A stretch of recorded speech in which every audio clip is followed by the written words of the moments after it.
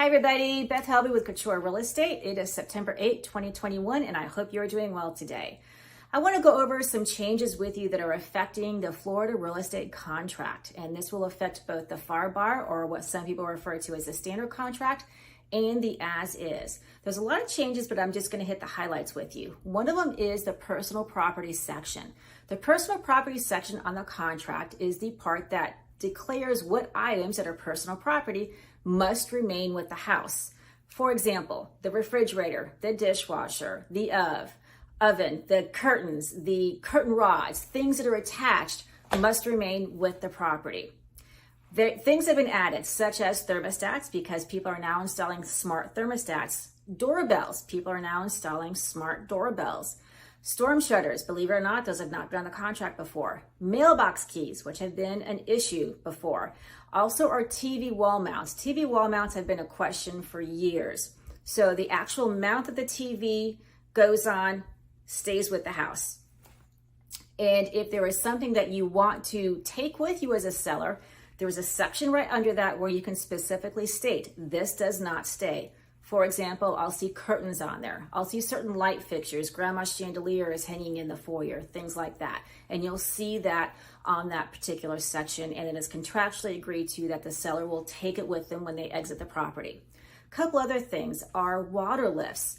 If you're buying a property with a dock, it is now within the contract that the seller needs to repair items that are affecting the lift and the dock equipment.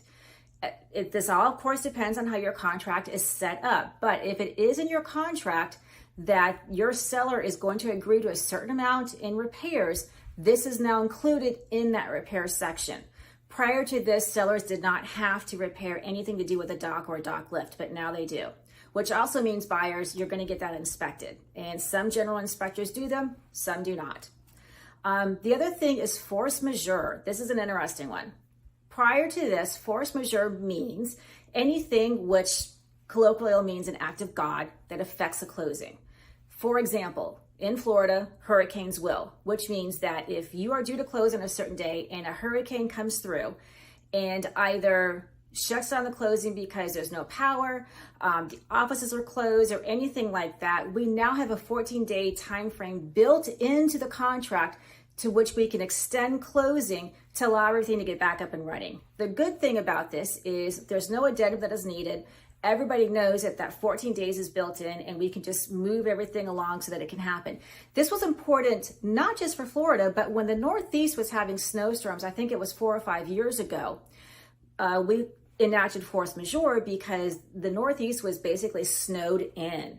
So the people that had to leave to close on our property couldn't, nor could FedEx get in and out. So if FedEx can't get in and out to send paperwork back and forth, you need to use force majeure. They've added a couple of things, and this has to do with 2020 and the pandemic. They've added government actions and mandates. They've added shutdowns, pandemics, and epidemics. During all of 2020, the question was asked, because my city is shut down or my county is shut down, does that mean that I have to close? In 2020, it did. But in 2021, going forward, if that occurs again, then no, you do not have to close. The force majeure kicks in. The big change is going to be appraisals and loan commitments. The way the contract currently states is your loan commitment is to be done within 30 days, and that's the default on the contract. That time frame is, of course, negotiable. Prior to the November 1st change, the appraisal does not have to occur within the 30-day time frame. The appraisal and how that affects the contract and closing lives outside of the loan commitment. What that means is this, is if you have a 60-day closing and you get your loan commitment by day 30, then you have your appraisal on day 40 or day 45, and the property does not appraise, and the buyer and seller cannot negotiate this out to an agreement, and the contract falls apart. Because the appraisal lives outside of the commitment time frame, the buyer can leave the contract and keep their escrow. And this is a condition independent of the loan commitment and can occur all the way up to the day of closing. The way the contract will be written starting on November 1st is that appraisal must be done within the 30-day time frame if you want the appraisal condition to be part of your loan commitment. I know that times are different now, but the way this is going to work is that the appraisal must occur and must be returned within that 30-day time frame in order for the buyer to be able to exit the contract should the property not appraise. Now, the way this will affect some people is this. Buyers will need to get their paperwork into their lender in a timely fashion.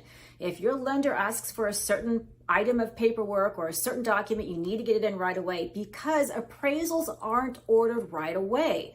Appraisal is a step in the process, and there are certain things that must occur before the appraisal can be ordered. So it's not like you go to contract on Tuesday and your appraisal is ordered on Wednesday. That's not how lending works. Buyers need to make sure that they get all of their documentation into the lender within a quick and timely amount of time so that they can get that appraisal housed within the 30-day loan commitment time frame. I hope this was understandable. I hope this was clear to you. If you have any questions, please put it in the comments, send me a DM, text me, call me, and let me know, and I'm happy to go over all this with you. These changes, plus some others, will go into effect on November 1st of 2021, which is in just over a month and a half. So be aware of this, especially those of you who are getting loans. This will affect you most of all. So I hope you're having a wonderful day. It is beautiful outside today. If you have the opportunity to get outside and get some vitamin D, I encourage you to do so. Wear your sunscreen, drink a lot of water, and I will talk to you soon. Bye, everybody.